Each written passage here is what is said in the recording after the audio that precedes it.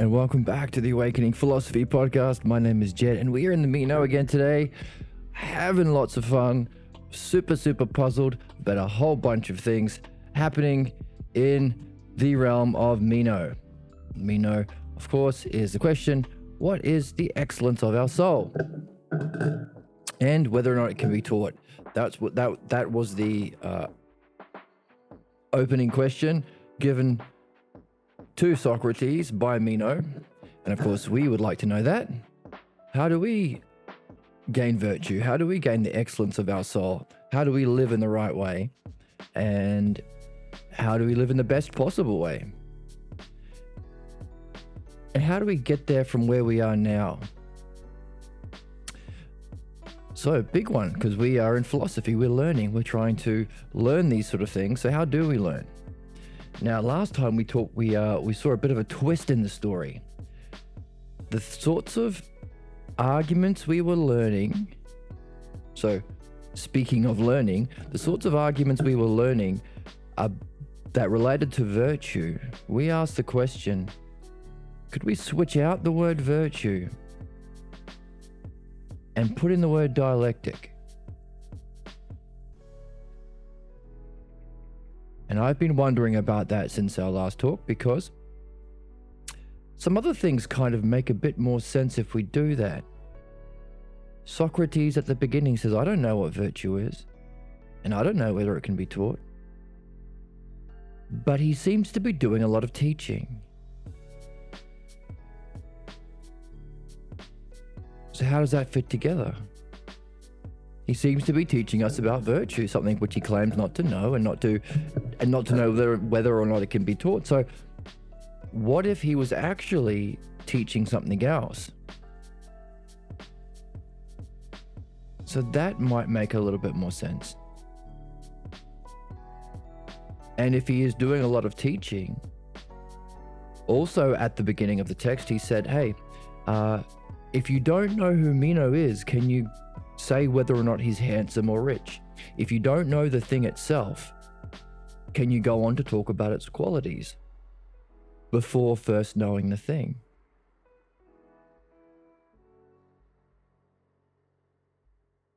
So all of this teaching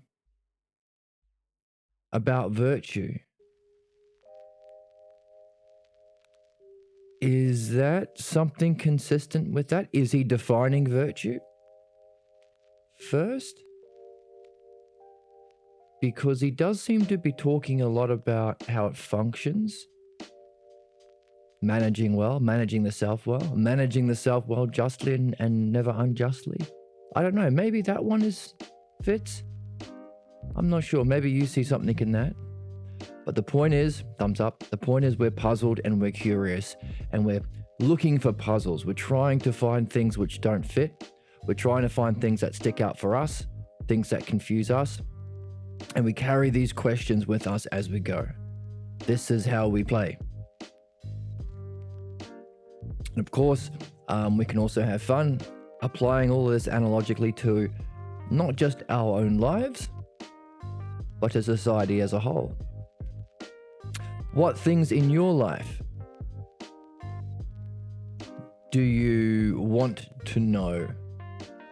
What things in your life do you want to know whether they can be taught? What are your goals in philosophy? What have you been learning about these goals? Can you teach someone wisdom? Can you teach someone knowledge? How about one of the most important ones in this game, reading? Can you teach someone how to read? Can you teach someone how to read Socrates? Well, we know from our experience, you can't teach people Socrates unless they are actively engaging in the text. For a lot of reasons. One of the reasons is it brings your mind to the mind of Socrates. A certain amount of integrity involved. You're not being passive. And the sorts of things we're interested in learning about in philosophy will challenge our fundamental false beliefs. What we learn in our other series are related to the pathologos, our fundamental, unsuspected beliefs about ourself and reality will be challenged So normally the way we're taught to read is, hey, pick up bits and pieces and assimilate them into your structure of belief you already have. That's what learning is, right? What does it mean to you? So we look at philosophers and things on YouTube, and even in the academic institutions, and we see that as they learn, they seem to get clever or skilled at using more and more words to make their points, but their points seem to be always the points you would have expected that sort of person to make.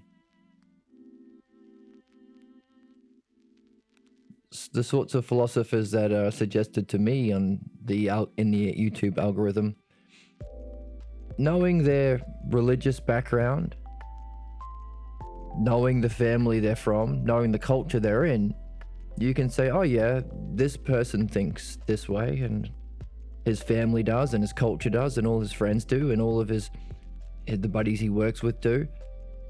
There's no surprises here. The thing that makes him different from the others is he's more clever at using fancy words to express the opinion we would have always expected him to have. There's no surprises there. And that often gets rewarded. You get your audience of people like you, and they already agree with you, and hey, if you can grift to them, you can get an audience. If you can make it sound like their opinions are the right ones because of how smart you are, then people will cotton on, people will glob onto you and so forth. We reward that kind of thing. But there doesn't seem to be any fundamental change. That's not the game we're in here.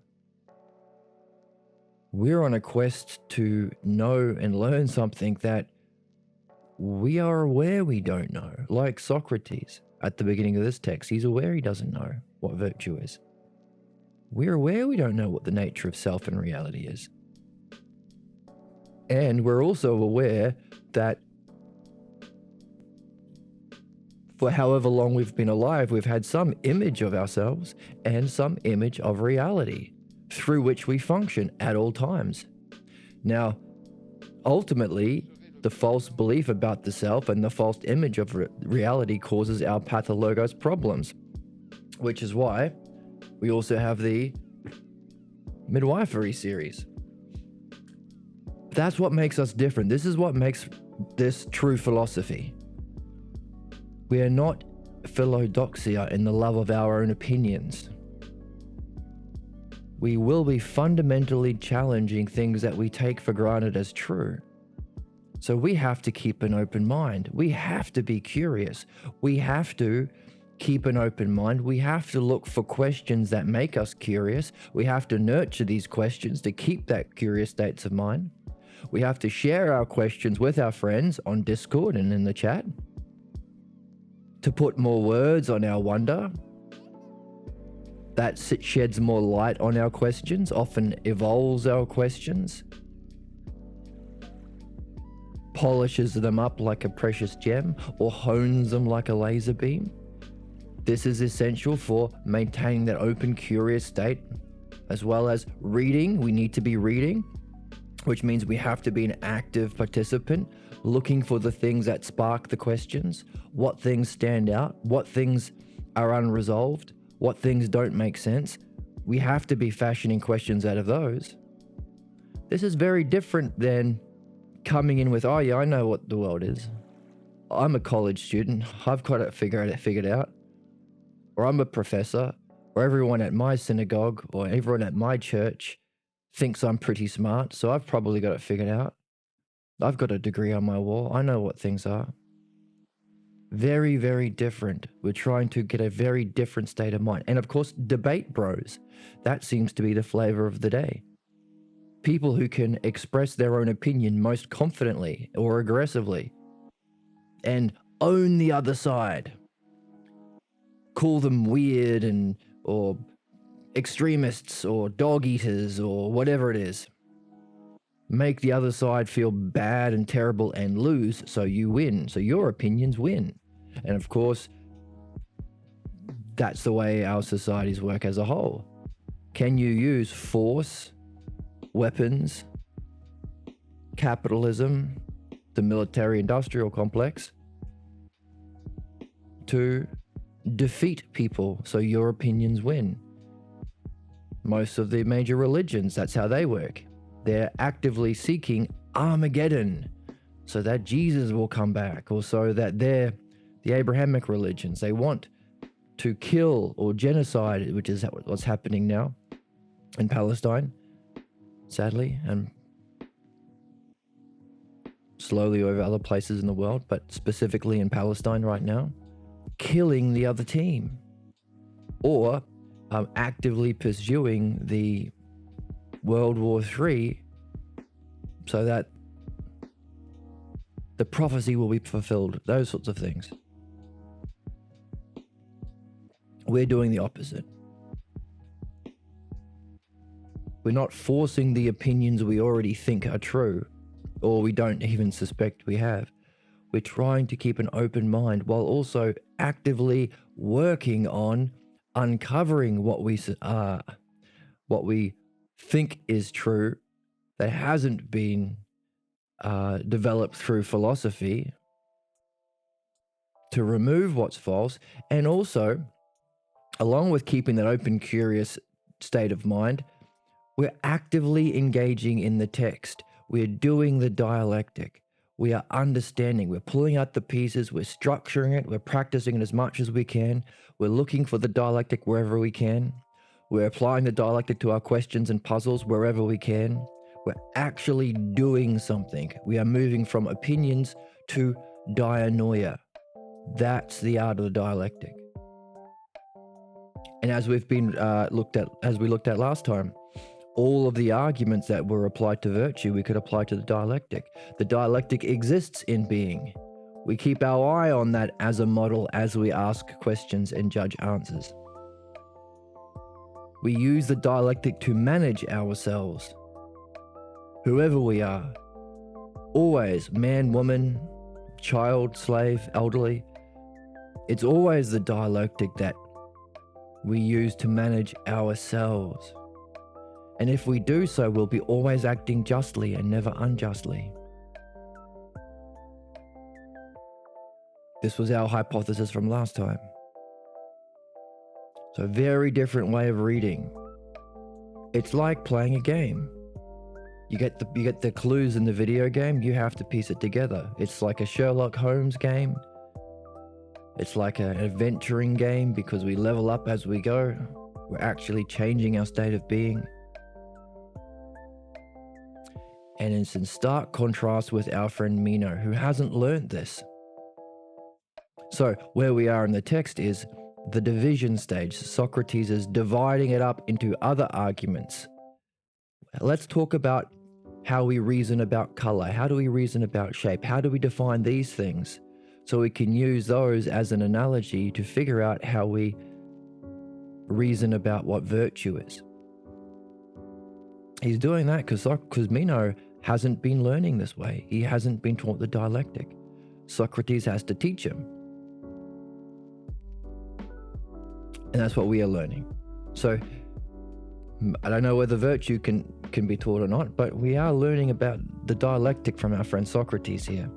And Meno, who came into the whole text thinking he knows what virtue is, even though he not only did he give a terrible definition, a common definition, by the way, being good to your friends, harming your enemies. That was literally what we were just describing society as. Harm the enemy, own the libs, and give the tax breaks to your buddies, and always escape jail. Harm your enemies, benefit your friends, and always escape punishment yourself. Oh, and what's virtuous is different for men and women, and immigrants and slaves. Literally the policy of the right-wing grifters, but also the left wing, which is really right-wing light, because they're still supporting the same system of capitalism that rewards their rich buddies. harms the povos, the people with no money, puts them in prison, and they never have to suffer from the punishment of the laws that the poor people have to do. So it's the same game. Equally for our souls. So that's a metaphor to understand our souls. So one of those things was always escaping punishment or getting caught. We want to seek where we're missing the mark. Not so that we will harm us, consider ourselves an enemy and harm us. That's fascism and violence. No. We're not going to treat our souls that way. We're not going to manage our souls that way. What's the just way of managing our souls? Dialectic. So we're not always escaping getting caught. We want ourselves to recognize where we are failing, where we are ignorant, where we are missing the mark, so that we can apply the dialectic to it to free ourselves from the problems. The exact opposite to the way the world is, the exact opposite to the way philosophy is taught. Debate bros, lovers of opinion, and the opposite to the way Meno and Gorgias and his cultures and families think about virtue. Okay, so after the divisions of examples of the dialectic applied to color and shape, the game shifted a little bit, and Socrates said, okay, I've given you examples. Can you use what you've learned? So here's another question we can pick up. If Socrates is not teaching virtue, but teaching the dialectic, how well did he do it? Can you teach the dialectic? Or do we have to learn a different method of teaching? Or rather, how about this? You can't teach it, maybe you can learn it.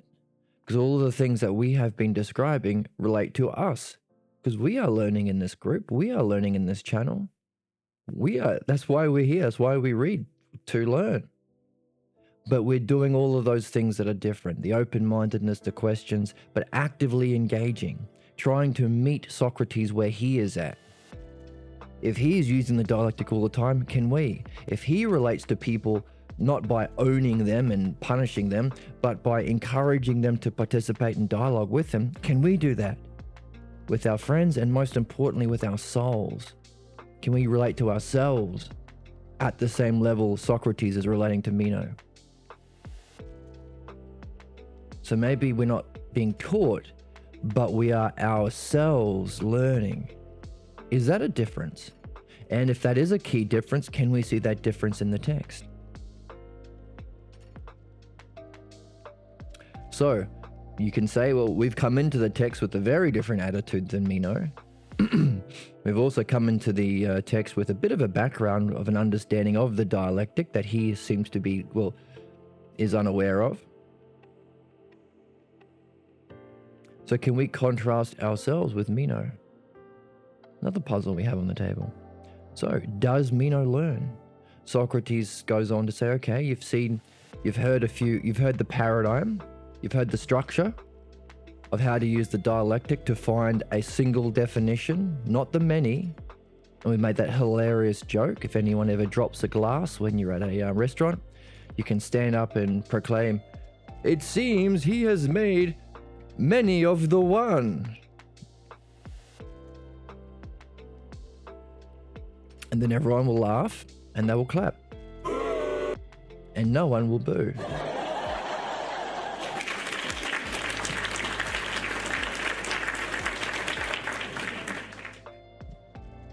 And maybe someone will sneeze, because that's how great that joke is. Now, only to clever people.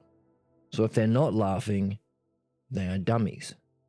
And you throw the remaining unbroken glass of water, you throw that water into their face, because they are Philistines. They don't appreciate how smart and funny and clever you are, knowing about many and one in philosophy. Okay, so because that's what Socrates would do, I assume, if he was at a modern day restaurant. So Socrates did make that joke. You make the many of the one. And that was also Meno's problem. He asked for one definition of virtue and he got many. A swarm of bees, Socrates called it. So the dialectic is the method through which we can go from the many to the one, which is handy because this doesn't just apply to virtue, it applies to everything we're interested in philosophy.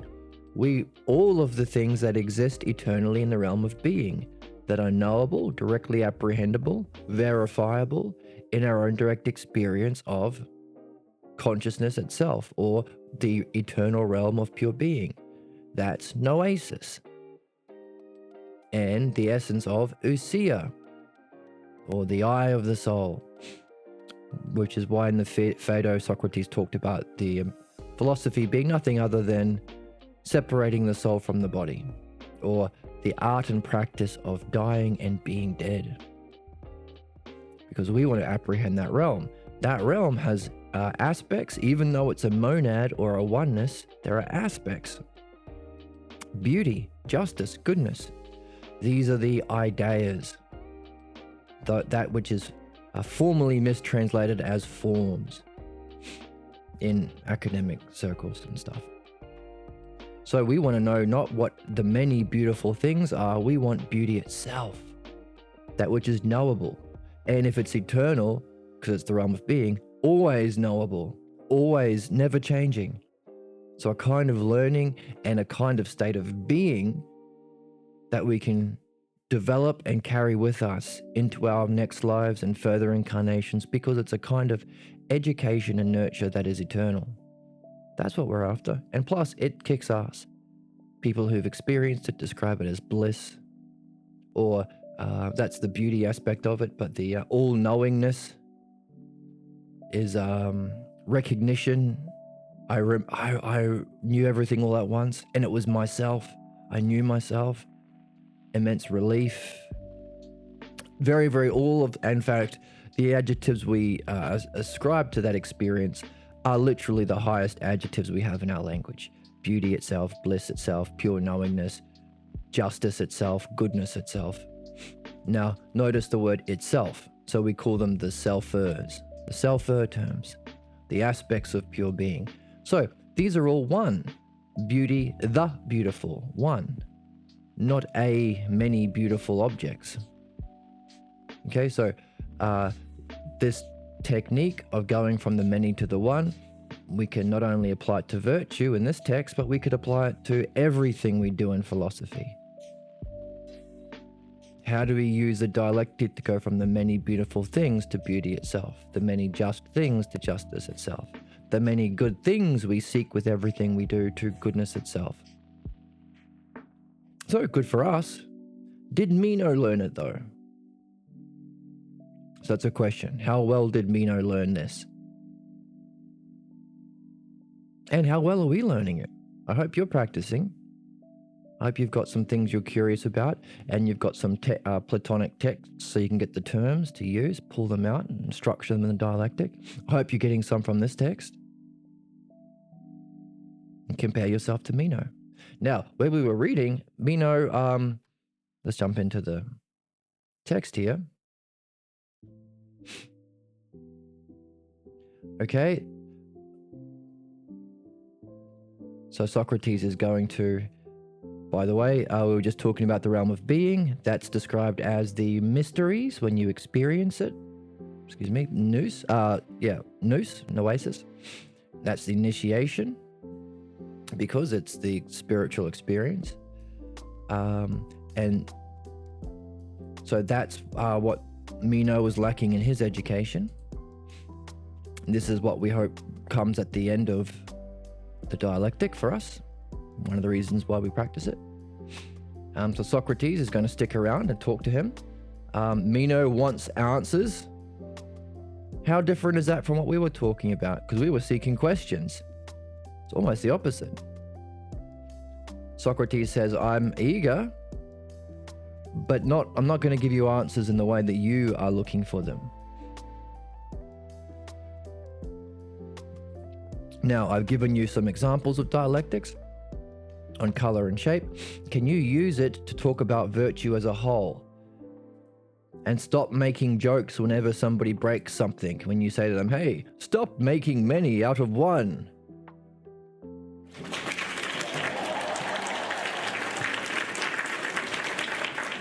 Hilarious. Very, very, very excellent joke. That you and I know why it's really funny, because we're clever. It's philosophers. We're really smart and funny. But don't do that. Don't make that joke, but allow it to remain whole and sound, and say what virtue is. Since you've received the paradigm from me, this is a key word in philosophy, the paradigm or the model, because we're after the logos and the dialectic, which is the paradigm for all understanding, which is why we can apply it in reading Plato, like we're doing here, as the paradigm or model or blueprint that we can follow, the map that we get on our quest to reach our highest, most meaningful goal, knowing reality, being, and beyond that, the self. But if it's the paradigm of understanding, then it should also be applied to any system of understanding. So, not only applied to the truth about self and reality, but what is false about self and reality. That's our philosophical midwifery. The new paradigm of understanding and resolving human problems, applying the same paradigm. This is the key word. So the dialectic applied to the false. Now also we have, in the series, we're learning the logos of music. If the logos and the dialectic is the paradigm, then not only is it applied to the most important things, the truth about self and reality in philosophy, removing the false beliefs about self and reality that cause our problems in philosophical midwifery, but the next level down in the physical world, if we see in the physical world examples of understandable, intelligible systems, hierarchically ordered systems in the physical world, like in music, then it should be expressing the exact same paradigm. So that's something we can have fun with, and why we're learning about music on that series on this channel. Paradigm. You've got the paradigm. Can you use it for virtue? And Meno says, sure. Okay. I'm going to quote a poet that I like. I'm going to quote to the modern equivalent. Oh, here's a quote from the Bible or the Quran. Or this is what the founding fathers said. To rejoice in beautiful and to be able. By that I mean desiring beautiful things and to be able to acquire them. How well did he use the paradigm of understanding, or did he do that exact opposite thing? Which is what we were talking about modern philosophers do. Appeal to some authority figure. Well, I like when Kant said this, or Hegel says this, or religious people do. Well, my religious text tells me this, and my religious text tells me this, and let's kill each other and genocide each other because we don't have a paradigm for finding the actual truth. And if it's just based in personal opinions, then we will always be at war, because understanding is what unites. Literally, understanding unites us with unity itself in being. So you reject that if you drop to Meno's levels of opinions. You could also say political systems. Well, my interpretation of the founding fathers say this, they want this. But notice, without this paradigm of the logos and dialectic that we're learning, all people have left to point to something being true is to quote other people who we imply they knew the truth. So people left to quote the Bible, or quote the Quran, or quote the Vedic scriptures, or quote the Torah. Somebody was in our chat last time saying, well, how do you have moral philosophy if you don't have religion? Who do you quote to know what's morally right? Doesn't have to be a religion. What's the only standard in the political system that I'm just going to use America because that's on the television and people are very aware with the drama of American politics. What they always point to, the founding fathers. And the right-wing grifters also point to the Bible too, but they're not supposed to. Separation of church and state. They do because they know that they can manipulate people already in that group. But if you do take out religion, they quote the founding fathers as though their opinions were right for some reason, despite their obvious flaws. And the fact that their understanding of society does not reflect the way it is today at all. For many reasons. What do modern philosophers do? You pay a lot of money to get a degree in philosophy. What do? You quote Kant and Hegel. Have you read Brand at all? Have you read Nagel? Brand. What about Scanlon? Have you read Scanlon or Scruton or Edmund Burke? Have you read C.S. Lewis? Have you read The Lion, the Witch, and the Wardrobe? Have you read Immanuel Kant? So you know Flick. What has this got to do with Bob's Burgers? Do you? What has it got to do with Bob's Burgers? Same game, right? And it kicks the can along the road, so to speak. It still is the same problem. You haven't determined what makes something true using a paradigm. You have just hidden it behind some other person. The founding fathers, they knew what was true. Why? Same question, isn't it? Oh, don't ask me. But it's the same question. I'm quoting this or that religious scripture. What makes what they said correct? Because there seems to be hundreds of different religious scriptures and spiritual texts, many of which contradict each other and many of which are objectively terrible. What makes what they say true? Don't ask me. It's the same question. What's the paradigm for truth and understanding? It's a big issue. It's very, very important, not only for us to have great fun and have great experiences applying the paradigm to self and reality in our quest for enlightenment and personal spiritual development, but also applying it to uncover what we are carrying that's false, so we can free ourselves from our problems. Also to learn music and geometry and other things we might be interested in, having a lot of fun learning. So it's good for that, for us. But it's also good to step out of that other paradigm, or that other way of being. That is just people being idiots, shouting opinions at each other, no one pointing to a paradigm, and no one ever being able to unite in understanding using the same universally true paradigm. Because if it's a paradigm, it has to be universal. So you don't pick sides. You don't kill someone because they're from the wrong country or color or religion. If you have mind, then you're in. Everyone is included.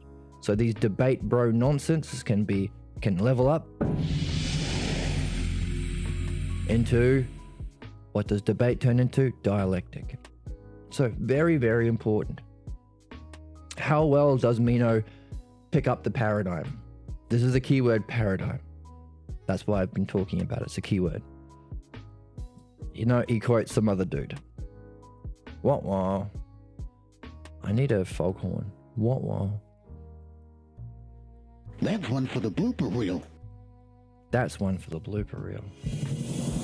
That's one for the blooper reel. Flibbity-gibbity nonsense. Flibbity-gibbity nonsense. All right, so this is where the text changed. Socrates he did his best to provide the paradigm. Now he's in the same way, like we are wanting to be good ourselves and meet Socrates where he is at by reading in this way.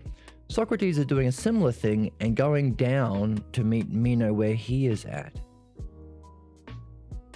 Now, at the start of the dialogue, we had a lot of talk about countries, cities, sorry. You're from this city and they're like this city. You're the Thessalonians and Also, we talked about the Laracenians. That's very different from us here in Athens. So this is a clue. Why the heck did he talk about all this?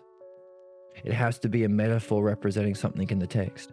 So, meeting someone where they're at, the more we learn it in the text, we might be able to go back to the beginning and see how it's reflected in that opening.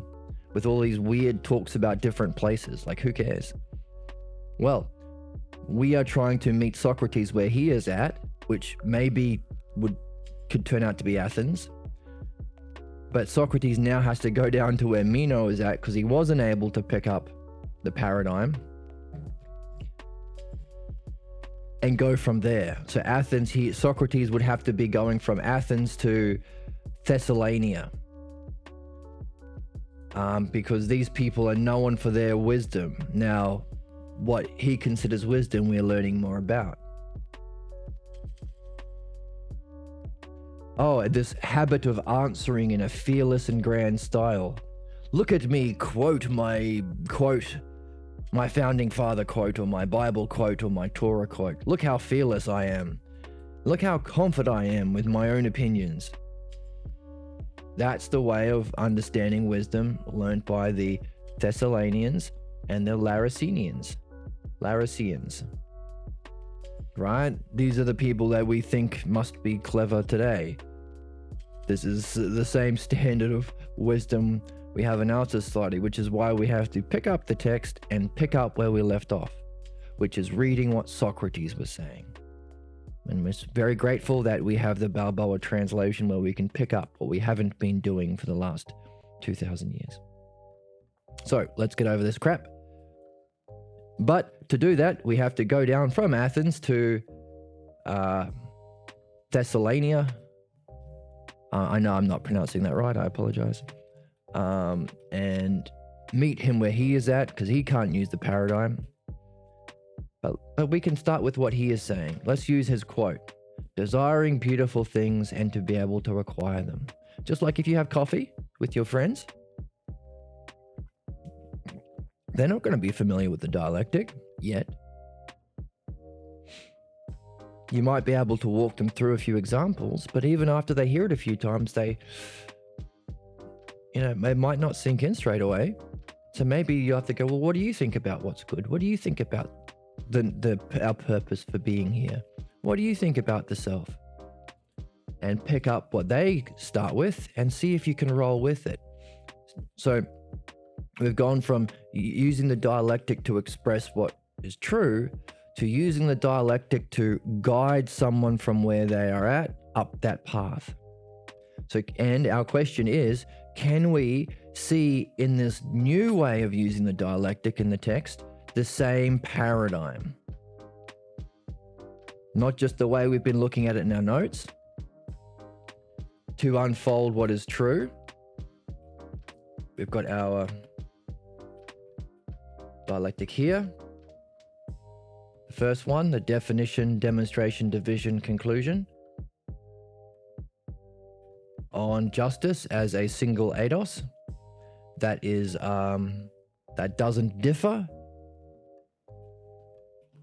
even if you're a man or a woman, or whoever, or a Jew, or a Christian, or a Catholic, or a Haitian, or an Irish person. Doesn't matter. Virtue is the same. So you can't vilify another race or person or gender. That's bollocks. Gone out the window. No more. So we've got the text. We were able to read it, and we wrote it up on the board. Therefore, it's out in the world, so humanity can stop with that stuff right now, please. Good.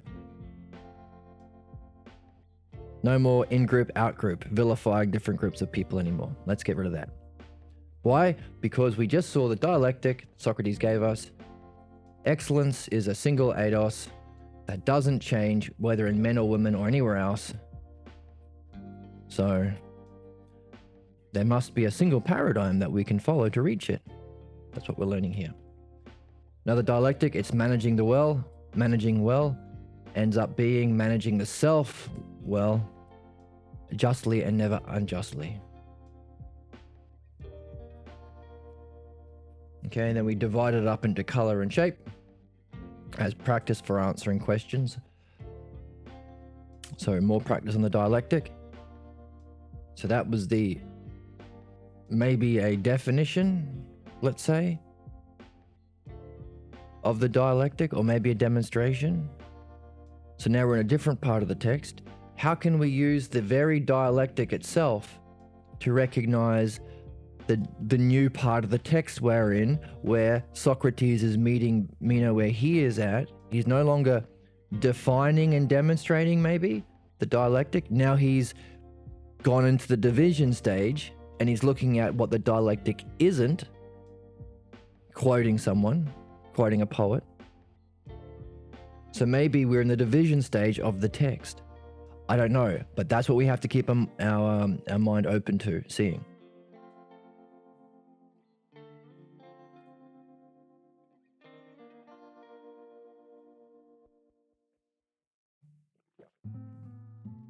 So, desiring beautiful things and to be able to acquire them. Okay, a bit better than harming your enemies. Now, Socrates is rolling with it. So can we try and look for the dialectic structure, the same paradigm, how Socrates is using it in this different way? Let's go. Do you mean desiring beautiful things? That one who does that is actually a desire of good things. So let's upgrade the word. Let's take where you're at and go to the next step on the path. Let's level up from beauty to good. Now why? Socrates must have his eye on something that can see those steps. And maybe he's taken them himself. I don't know. So we're asking that question. What allows Socrates to be able to do it? And was he taught this? Or did he have to learn it? And how did he learn it? The same questions that we are asking about justice, about virtue. Okay? Upgrade beautiful to good. Okay? Now, let's take the opposite. Is this part of the dialectic? You take what it is and you take what it isn't. Are some people desirous of bad things while some people desire good? Very necessary if you're going to hate on some people, or they just want bad things. They just like to eat pets, or they just worship the wrong god, or they're just tricked by the devil. They read Harry Potter. Or they want equality. That's Marxism. That's socialism. Didn't Hitler call himself a socialist while acting in the very opposite way because he knew he could trick people by using that buzzword? So looking out for people and being rational, that's that bad Hitler word, socialist. You can't reason with those people. They desire bad things like socialism, not good things like me being rich in capitalism. So do some people desire bad things and some desire good? Or do all human beings desire good things? Now, can we see the dialectic in play here? He just gave a definition. Or rather, maybe he has his eye on the definition and he's given a demonstration, a simple example. Now, this might be enough. If Meno has gone through this argument already, he will realize, yeah, of course, all people desire good things. That's what the word good means. But if not, if Meno says, no, I don't agree, then we've got to break it down even further. Is that demonstration to division? No, I don't agree. I think some people desire bad things, says Meno. Do you mean by thinking the bad things are good? Or by actually recognizing? This is a key distinction here. What's the difference between thinking and actually recognizing? Is that the difference between being taught? You can think things you were taught, right? I think that my religion is right because I think capitalism is right. I think that whatever is right because that's what I was taught. But actually recognizing doesn't mean having to see it for yourself. Is that a difference between learning and being taught? Okay, comes up here. Is that part of the art? Socrates knew that he needs the word good, and he can see the transition from beautiful and good. He can see that he needs to make the distinction between thinking and recognizing. So he's introducing that into the flow of the reasoning. Do they actually recognize that they are bad and still go on desiring them? Yeah, says Meno. Yeah, they're jerks. That's why they deserve to be poor and I deserve to be rich. That's why we, all of the justifications of injustice and oppression and abuse and tyranny, they are naturally bad. Sometimes you don't even have to do anything. Oh, they were just women. Women are naturally not as good as men. Now, I make jokes because it's quite obvious how terrible that is. But every now and again, I'll go into the comment section of some YouTube video and I will be shocked with how some people have actually been conned into thinking such obvious nonsense, primarily through right-wing grifters. That's the big ecosystem, because they support capitalism, of course, which is why many prominent right-wing grifters are right now being taken to court for accepting money from Russia to trick people into thinking in such oppressive, ignorant, divisive ways, because it will destroy the American culture and allow Russian to more easily influence. So right-wing grifters and things, they're the ones who really, not just right-wing grifters, of course, anyone who says, oh, people are just naturally bad. Oh, and by the way, whatever team you're in, that's the good ones. We're the chosen people, because I was born a man or white or what my religion or something, It's absurd once you say it, but sadly, until we have systems that recognize this as harmful to individuals and society so that we can make laws around against abusing people who are vulnerable in this way, this is the world we're in. Now, we can look at that reflected in society, but we need to look at it in ourselves as well. When do we beat ourselves up? When do we say, oh, I'm just naturally not good enough. I will never be able to do this. Specifically for our highest goals. I'll never be able to master the dialectic like Socrates. Why? Because I'm a woman. Because I'm not as smart as Socrates. I'm naturally not as smart. That sounds like Meno talk. Catch it, recognize it, and give yourself a swift uppercut. No, actually, that's Meno's response to ignorance. Never beat yourself up, even if you've caught yourself beating yourself up. Use it as an opportunity to relate to yourself the same way Socrates relates to himself and to Meno. Notice when he said that, hey, I don't know what virtue is and whether or not it's been taught, he didn't beat himself up. In fact, Meno tried to insult him and humiliate him. Didn't work. Wasn't fazed. Socrates must recognize that way of treating people and recognizing it as something that is not virtuous. And if it's not virtuous, it's not true. And if it's not true or virtuous, it shouldn't be believed and shouldn't therefore have any effect on you. Didn't faze him. Meno's like, oh, you're saying the great Socrates doesn't know what virtue is and doesn't know whether it can be taught? You want me to go back home and tell everyone that? Like, yeah. Socrates says thumbs up, yeah. Not only that, I've never met someone who does. What? But haven't you met my teacher, says Meno. Yep. So,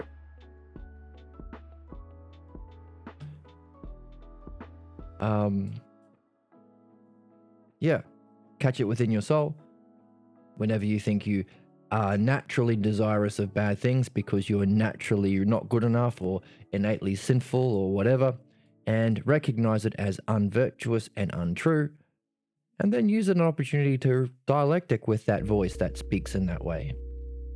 Because it's not you. And you know it's not you because there has to be something listening to the thoughts. The thoughts are something you have, so they can't be you. You have a car, but you're not the car. It's something you have. These thoughts that might call you naturally bad in some way, naturally seeking the bad in some way. That's a thought you have that can't be you. This goes all the way to being itself, where virtue is, the paradigm itself of virtue, the whole that we're looking for a definition of virtue in being. Even when we get there and have that initiation experience, nous, directly apprehend being itself, you can still ask that same question. Can't be the self because something has to be having even that experience. So, it's not you. And if it diminishes the self, it's not true. So use it as an opportunity. Balloons. Use it as an opportunity to practice the dialectic with yourself. And by the way, if you're doing that, according to what we have learnt, you will be managing yourself. And if you relate to yourself like that, even when you're missing the mark, well, when you have that voice diminishing the self in some way, saying you're bad or not good enough, especially to reach your most important goals like philosophy and midwifery, then if you are using the dialectic, you'll be managing yourself well. And however far along your understanding of the art of the dialectic, you will be acting justly and never unjustly if you're seeking to use the dialectic. So that's a handy thing. It's a handy way of relating to ourselves and others with some confidence that we have ourselves recognized. We haven't been taught this. We had to learn it ourselves.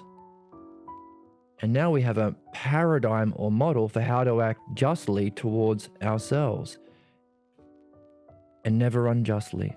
If anyone says, oh, it's unjust for you to dialectic with yourself about what's true or about what's false, the true logos or the negative logos or pathologos, you say, no, actually, where did you learn that from? Because were you taught that?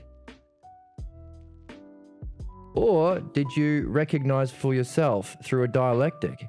Because if you did, I think you'll find that so long as I'm attempting to use the dialectic, I am always going to be acting justly.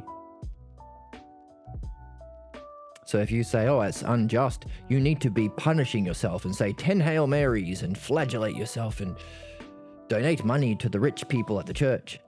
That's how you relate to your problems. You need to ask for forgiveness from some other authority figure. What makes the authority figure know what's truth? Does he use the paradigm of the dialectic? Shut up.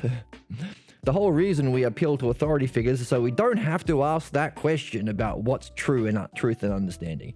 We just ignore it by quoting someone else. And you have to go to that someone else and ask for their forgiveness. That's how you relate to yourself justly, and using the dialectic is unjust. To reason with yourself in those problems, to understand them.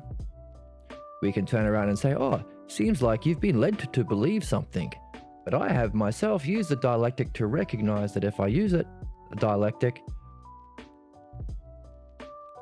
and not to do other things like you've mentioned, then I will always be managing myself justly, and that's never unjust. Is that a good thing that we've learned? Is that going to help us on our journey?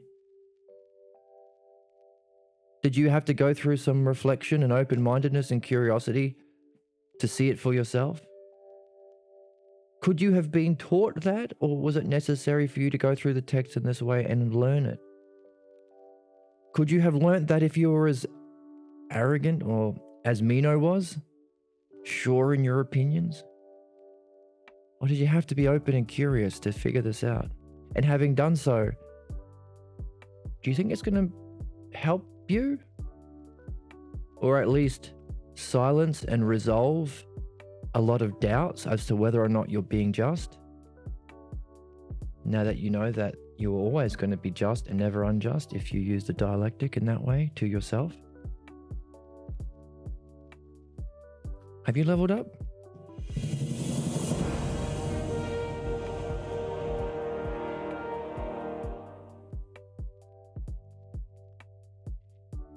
So, did you think that bad things are good, or have you actually recognized that they're bad? Both, says Meno. So anyone who recognizes that bad things again would still want the bad thing? Is that what you're saying, Meno? Quite so. Do you mean, okay, so now we've done 2 moves already. We should probably write it on the board. Actually, let's go through it quickly and then we'll write it up on the board in a minute. So we've got the beautiful to the good. We've got the thinking versus recognizing for yourself. Now we've got desire. Let's define desire. Oh, is that a key part? Definitions. Do we have to define our terms?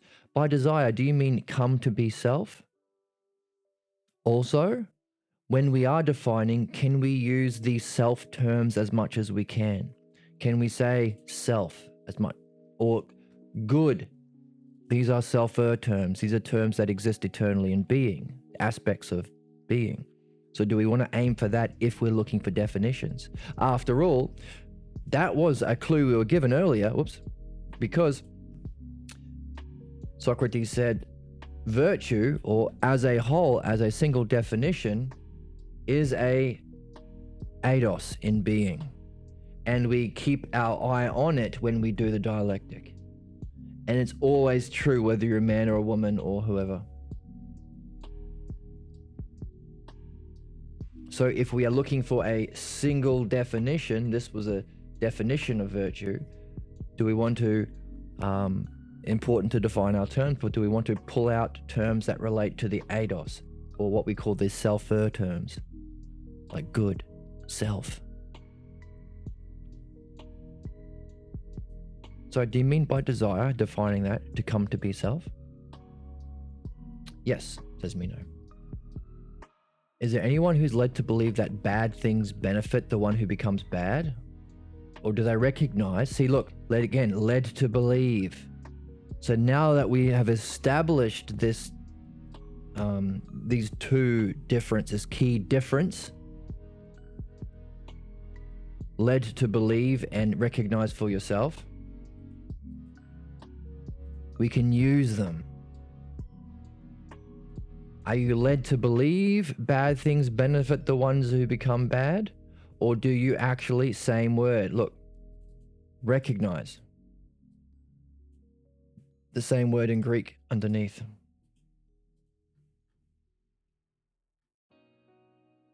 Here we go. The same word in Greek, which happens to be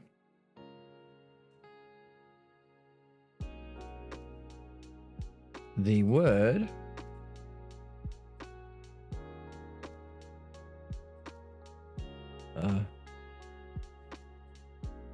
let's just copy it real quick. Copy.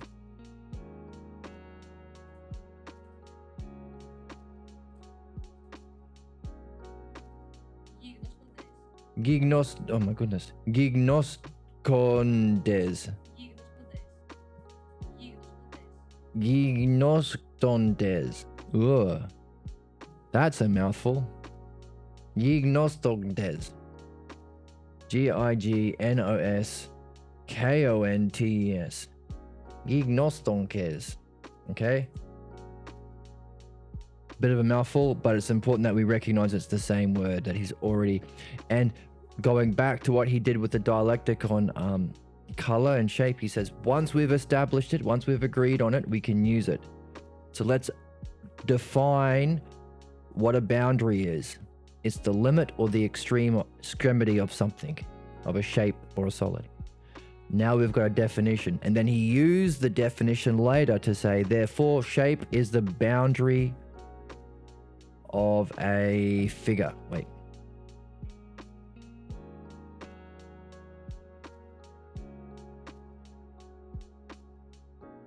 Therefore, shape is the... Yeah. After you have to, when you acknowledge you know something, you can use it. You proceed by means of those premises that you've agreed on. So the boundary is defined as a limit or extremity. And therefore, we use that later on at the conclusion to say that shape is the boundary of a solid. See? Very, very simple one, but he's just giving us some basic principles that we can recognize now. So he's given us some tools to help us. So we've established the difference between being led, to thinking and actually recognizing. He brings that back again. Now he's upgraded thinking the same way he upgraded beauty to the good. He's upgrading thinking to believing. There's a difference from recognizing for yourself and believing. Okay? So you recognize that for yourself that bad things harm. But you might if you believe somebody else, again, while we need the paradigm, if we quote other people, doesn't matter if it's a founding father or a religious text or your parents or even Socrates. Because we can be led to believe that actually bad things benefit us. And that's the definition of the right-wing grifters. That's why we need these laws. They grift, which means they try to lead people to believe that the bad things, rich people existing, because rich people can only exist if there is poverty. If everyone was rich, they wouldn't be rich, because rich means more than other people. You can't have a fair, equal, happy society and rich people.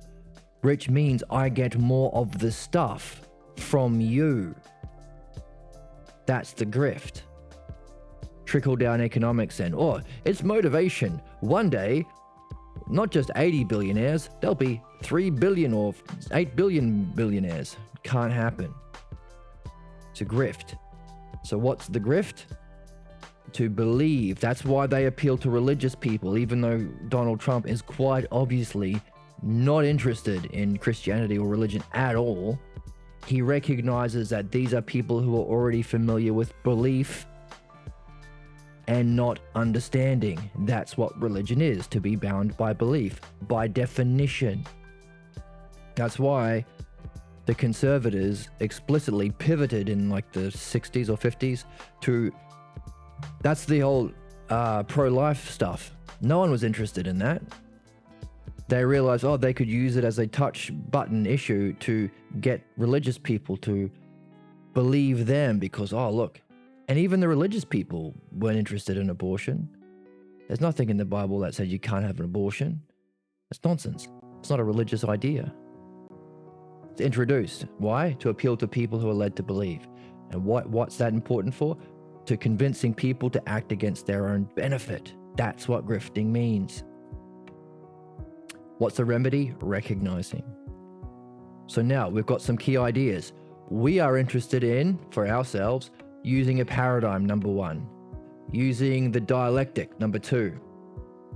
The way of the dialectician, the gentle way. Talking with friends, treating yourself as a friend. Not the antagonistic and bullshit way. Heuristic is the word for bullshitter. Debate bros. Clever philosophy talk. We're not like that. We don't want, that's the bullshit way. We want the gentle way of the dialectician, which means using a paradigm, which means recognizing for ourselves, which means getting out of the realm of belief to actual understanding, to go from the many into the whole or the one. So we're learning, we're piecing it together. And by the way, if Socrates went out and told us those things, it wouldn't work. Why? One reason is because we would just be believing him. And he's saying, these are the things that you do to get out of belief, the way of the dialectician, using the paradigm of understanding, treating yourself as a friend, recognizing, something to do with not being taught, but recognizing for yourself. Recognition is part of it. Now, if he told us those things, instead of sprinkling them through in this text for us to discover, then he'd be saying, oh, believe me. Believe me when I say, never get into belief. Doesn't work. It's a contradiction. Isn't that cool? Now, is that a key part with being a key difference between being taught and learning? Because you can teach people to believe things. That's the grift. But to recognize for yourself, does that necessarily involve learning? Another good question on the table. All right, so even Meno can recognize, yes, they're led to believe that bad things benefit. But those who recognize, so Meno is picking up the language. So he's helping him. He's teaching, well, maybe not teaching him, but he's influencing him at least. He's using, because he did say earlier, by the way, Meno, you can't say, I don't know what color is. Part of the principle is you have to acknowledge things and use them as you go. So Meno is playing the game, at least a little bit. Obviously, he didn't use the paradigm. He just quoted someone. But here, he's using the word recognize. Here's our gignoking. Let's see how we pronounce that word.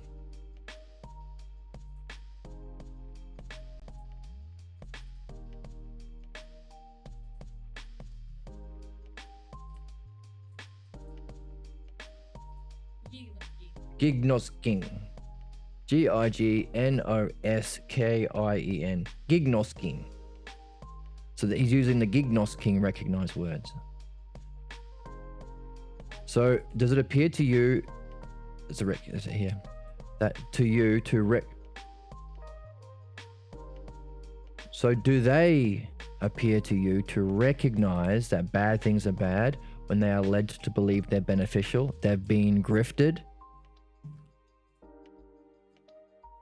No, they don't recognize, if they can't recognize the truth if they are in the realm of belief. This is why it's so important to move from belief to recognition, using a paradigm and a way of the dialectic that can go from the many to the whole, which is also the whole and the sound, he said. The good, which is where the goodness is in being. So piecing it together, see how it's coming together slowly? Beautifully. So, can you conclude then that people do not desire bad things? There goes evil out the window. There goes the idea of sin. Why? Because you're not doing bad things because you're evil and a sinner and can go to hell or deserve to die or need to be purged from the planet, or a lesser on a hierarchy, women are lesser and non-whites are lesser and all that crap. Nope. What's the cause of problems? People do not desire bad things, so you can't vilify them. Oh, they're a criminal. Oh, they're a crook. They should go to prison. Make them suffer. The poors are just poor because they're not trying hard enough. Everyone can be a billionaire like me if they just worked hard. Bullshit. These are lies. These are grifts. So what's the actual cause? Not bad people, but people who have been led to believe. The problem with humanity is people who have been led to believe and not taught how to understand and recognize for themselves, which is another way of saying they have not been taught the dialectic. And we can see it everywhere, including within philosophy, which is why we have this channel, to reawaken real philosophy. Even if I hurt someone's feelings, but I pay a lot of money for my beliefs. Have you read Brand at all? Have you read Nagel? What about Scanlon? Have you read Scanlon or Scruton or Edmund Burke? Have you read C.S. Lewis? Have you read The Lion, the Witch, and the Wardrobe? Have you read Immanuel Kant? So you know Pflicht. What has this got to do with Bob's Burgers? Do you practice self-love in a Kantian sense? Do you masturbate to Kant? Have you seen Infinity Wars? Have you even seen Age of Ultron? Right? They pay a lot of money to be able to speak like that. Exactly like that. Right? But no, we don't want to go. We want to get out of belief. So, what's the cause of problems? People who have been led to believe things. Oh my goodness. How would that change our justice system? How would that change our education system? Are there bad kids who need to be punished and given bad grades and put in detention? Or, some places whacked? Justice system, exact same thing. Capitalism, just that same thing. People are just naturally bad and they deserve to be in poverty. Well, us rich, good, clever people born into wealth, let's not ask where we got out, where our grandparents got their wealth from. Usually terrible injustice and crime, because that's capitalism. No. Ignore the facts and the evidence. Do not think and recognize for yourself. Be led to believe. That's the grift. So what's the cause of being problems? People not learning how to recognize using the paradigm and the way of the dialectic, but instead being led to believe that bad things are beneficial, because all people desire things they think are good. You are unaware that selves are bad, says Socrates. This is our conclusion. People do not desire bad things since they are unaware that selves are bad. The selves, of course, the things are bad, but you can apply it to those 3 levels. So every time we see the word self, you can unpack a higher level of meaning, and then a higher level, the twist, and then the mega twist.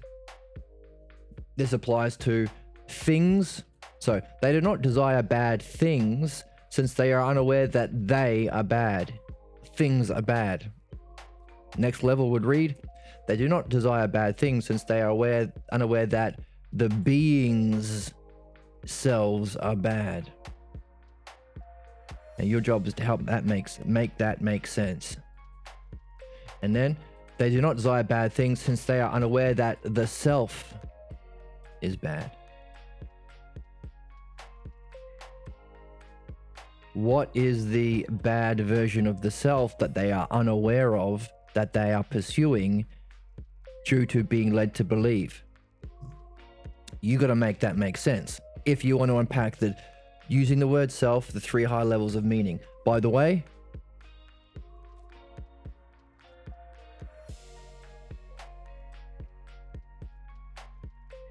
a bad idea of self that they've been led to believe and do not recognize, that they seek in everything they do, that causes their problems. Not because they're bad, but because of this higher reading of the level of self. Clue.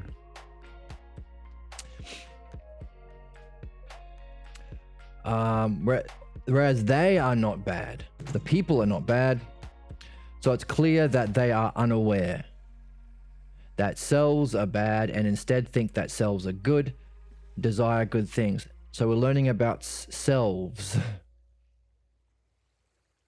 The selves in being that we actually seek through the dialectic and philosophy are actually good.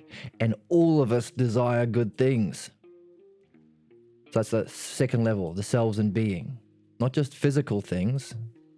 We're not just physical beings. Humans. So everyone is a philosopher. Everyone seeks the good beings. Everyone seeks being. Why? Because we desire good selves. Only the false idea of selves we've been convinced are good. And you figure out the levels, the 2 higher levels for that. Do you agree, Meno? That's quite possibly the case. What? Possible? Didn't it follow? Aren't you supposed to have integrity? Aren't you supposed to conclude? Why can't Meno conclude? What's wrong with him? Well, on that, let's conclude today. That was a nice revision where we're up to. And now let's take this question with us. Given what we've thought about today, how will that help us make sense of why Meno can't conclude? And also, in the time between this and the next episode, can you remember all those pieces? Can you piece them together? What were the moves Socrates made? And also, finally, did you come to new insights? Do you have a new way of understanding problems? Do you have a new way of understanding how the world works? The nature of what grifting is? Why we have the problems we have? And do you have a new way of understanding what the actual cause of problems are and what the remedy is? Also, did you benefit by this remedy that we recognized, going from belief to recognition through the paradigm of the dialectic that can be applied to selves? Does that connect with what we saw earlier? That if we use the dialectic, we will always be managing ourselves justly? So not only does it take us from the cause of human problems to a solution, but if we do it, does that help justify or verify or shed more proof on why this conclusion, if you use the dialectic, you're managing the self well and you're always going to be acting justly? Did we start with this as a belief, but now we've gone through some reasoning by looking at how this is the solution to problems, and problems caused by belief, being led to believe? Therefore, have we ourselves upgraded from belief to recognition? So not only can we make this argument, but can we recognize for ourselves, based on what we've just done today, why that must be the case? Why must it be the case that if you were always using the dialectic, it's a kind of virtue that you're managing the self, and if you're always doing it, you're always going to be managing yourself and you're going to be acting justly. You're never going to be unjust when using the dialectic. How does that relate to what we concluded here? That the cause of our problems is we have been led to believe bad things are beneficial when actually we all seek and desire good things. We are unaware because we've been led to believe. Whereas if we can recognize for ourselves, we can pull ourselves out of problems and help address problems in whatever field you're in: school, justice system, politics, economy, but more importantly, ourselves and our friends. Does that realization that you recognized allow you to not just believe this, but understand it? Is that a very demonstration of the thing we've defined? And is that kick-ass? Is that pretty cool? That we have just demonstrated the thing we're defining, which is itself the parts of the dialectic, making us a living dialectic in a curious way. I hope these questions are curious to you as they are as curious to you as they are to me, and puzzling. And I hope you carry them with you for a while. And hey, share with your friends here on the channel, in the comments, and in Discord, which you can join for free. There's a link below. Share with them what has been the significance of any of these questions or insights. And what's been the significance of carrying them? If you carry them for a week or two, hey, carry them for a month, see what happens. And share your results with your friends. On that note, I hope to see you next time. Thank you for joining me.